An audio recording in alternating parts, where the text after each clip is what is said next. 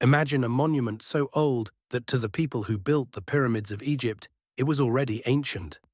So old that when it was raised, there was no writing, no pottery, no metal, no wheel. And humans had not yet invented farming. Now imagine that for 10,000 years it sat buried under a hill in southern Turkey, and almost no one knew it was there. This is Göbekli Tepe. And when archaeologists understood what it was, it didn't just rewrite a chapter of human history. It forced them to rewrite the first page. To feel the shock of this place, you need a sense of time. Stonehenge is about 5,000 years old. The Great Pyramid, around 4,500. Most people think of those as the dawn of monumental building. Göbekli Tepe is roughly 11,000 years old. It predates Stonehenge by about 6,000 years, a gap longer than all of recorded history. It sits on a dusty ridge near the city of Şanlıurfa, in southeastern Turkey. For decades it was overlooked, surveyed once in the 1960s, and dismissed as nothing more than a medieval cemetery. The broken stones poking through the soil didn't look like much. Then, in 1995, a German archaeologist named Klaus Schmidt took a closer look and realized those weren't gravestones. They were the tops of enormous pillars, buried up to their necks. What Schmidt's team uncovered defies expectation. Great circular enclosures ringed by massive T-shaped limestone pillars, some over 5 meters tall and weighing many tons. And they aren't plain. They're carved, in deep relief, with a menagerie of wild animals: foxes, boars, snakes, scorpions, vultures, cranes. Some of the central pillars have arms and hands sculpted along their sides with carved belts and clothing, as if they aren't just stones, but stylized beings. Towering human-like figures standing guard in a ring. Now here is the detail that stops archaeologists cold. The people who quarried these multi-ton pillars shaped them, carved them, and stood them upright in careful circles. They were hunter-gatherers. They had no metal tools, no wheels to move the stone, no draft animals, no written plans. They were nomads who lived off wild plants and hunted wild animals. And somehow they coordinated the labor of hundreds of people to build this, thousands of years before anyone planted the first field of wheat. How? And maybe more importantly, why? Hold that question.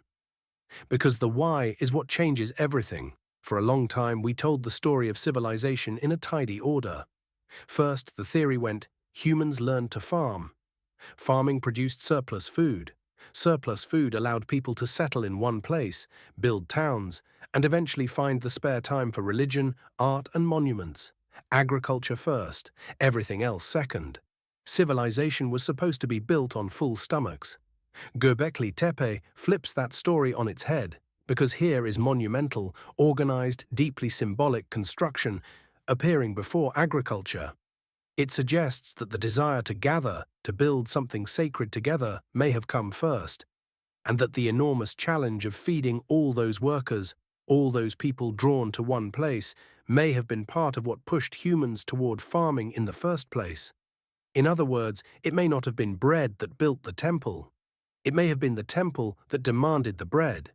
The excavator Klaus Schmidt summed it up in a single haunting line. First came the temple, then the city. If he was right, then everything we are, our towns, our farms, our entire settled world, may have started not with a practical invention, but with belief. And then comes the final mystery. The thing that makes Göbekli Tepe almost unbelievable. The people who built it didn't just abandon it.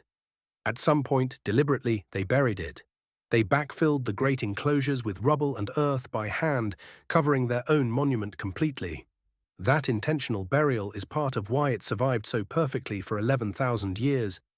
And it's a riddle we still can't fully answer. Why spend generations building something extraordinary only to bury it? We have to be honest about how little we still know. Only a small fraction of the site has been excavated. Surveys suggest many more enclosures still lie beneath the hill, untouched. Newer discoveries are even complicating Schmidt's original idea of a pure temple with no one living there. There are hints of water collection and daily activity, so the picture is becoming richer and more debated, not simpler. That's not a weakness of the story, that's the thrill of it. We are standing at the very edge of what we know about our own origins. What we can say is this: 11,000 years ago, people who owned almost nothing, who chased wild game and gathered wild grain, looked at a barren hilltop and decided to build something massive, beautiful, and sacred. Together. They had every reason not to, and they did it anyway. That impulse, to come together and build something bigger than ourselves, may be older than farming, older than cities, older than civilization itself. It may in fact be the thing that made us civilized in the first place. Göbekli Tepe is a message from the very beginning of us. It tells us that before we built homes, we built meaning. Before we fed our bodies, we fed something in our minds. And it's still mostly buried, which means the oldest story of humanity is still, quite literally, waiting under the ground to be read.